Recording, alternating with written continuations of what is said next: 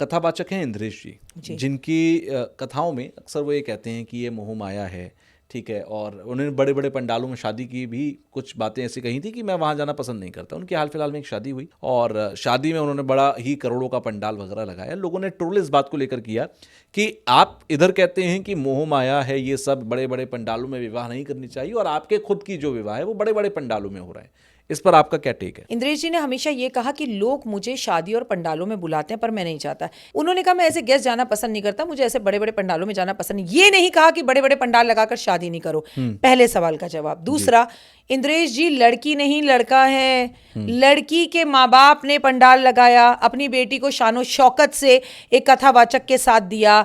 वो उनकी मर्जी है, वो कितनी शानो शौकत से अपनी बेटी की शादी करें। हर पिता का एक सपना होता है, उसमें क्या बुरा है। दूसरा, कथावाचक हैं, वो साधु नहीं है, नागा नहीं है, उन्होंने सन्यास नहीं लिया है।